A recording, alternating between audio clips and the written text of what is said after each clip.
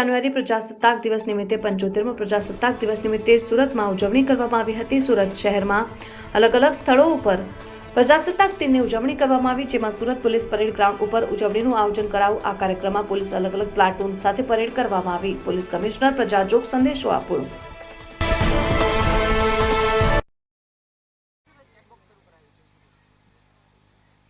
भारत के गणतंत्र दिवस के अवसर पर आज सूरत शहर पुलिस द्वारा परेड का आयोजन किया गया।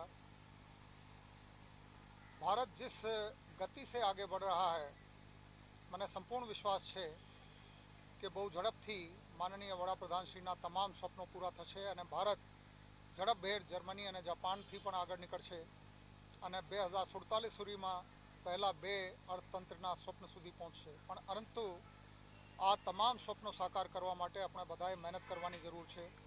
સુરત શહેરના નાગરિકો જેવી રીતે એકબીજાની સાથે સહકાર કરીને પહેલા નંબરના સ્વચ્છતમ સિટી બન્યા છે, એવી જ રીતે સલામતીની બાબતમાં અમારો નિર્ધાર છે કે સુરત સૌથી સલામત શહેર ભારત વર્ષમાં બનશે। ગુના ઉકેલવાની બાબત હોય, ગુના કંટ્રોલ કરવાની બાબત હોય, કોઈ પણ ફેસ્ટિવલ, ગણેશ ઉત્સવ, નવરાત્રિ, હોળી, દિવાળી, 31મી ડિસેમ્બર, તમામ આયોજનો જેવી રીતે સુરત સિટી પોલીસ દ્વારા પૂરા પાડવામાં આવી રહ્યા છે અને જેવી રીતે સુરત શહેરના નાગરિકો પોલીસ સાથે સહકાર કરી રહ્યા છે, આ બહુ આનંદપ્રદ બાબત છે અને આ બાબતનું પણ સૂચક છે કે લોકશાહીમાં પોલીસ અને નાગરિકો એકબીજાની સાથે સહકાર કરશે તો એક બહુ સુંદર સમાજનું નિર્માણ શક્ય છે।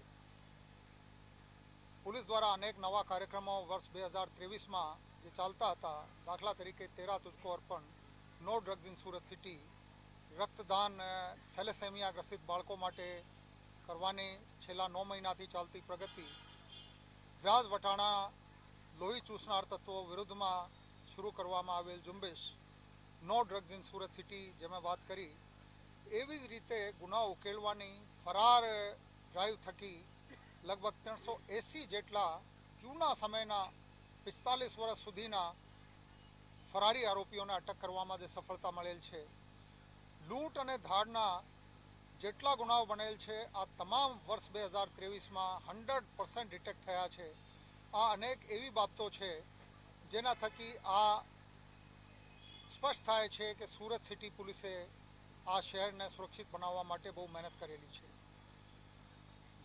ગંભીર ગુનાઓમાં ગુનેગારને તાત્કાલિક સજા મળે આના માટે પણ પોલીસ દ્વારા જે એસઓપી જેવી રીતે કામ કરવામાં આવી રહ્યું છે, સમસ્ત રાજ્ય અને રાષ્ટ્ર માટે દાખલારૂપ અનેક કિસ્સાઓમાં ફાંસીની સજા સુધીના ચુકાદાઓ નામદાર કોર્ટ તરફથી મળ્યા છે, આજીવન કારાવાસની સજા, 20 વર્ષ ઉપરની સજા, જેથી કાયદો વ્યવસ્થા અને ક્રિમિનલ જસ્ટિસ સિસ્ટમ મજબૂત રીતે સુરતમાં જેવી રીતે પ્રતિસ્થાપિત થયું છે, આ બહુ મહત્વની બાબત છે।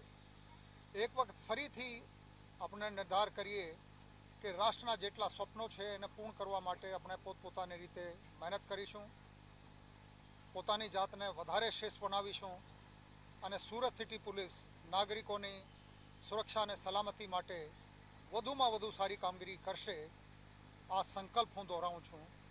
જય હિન્દ।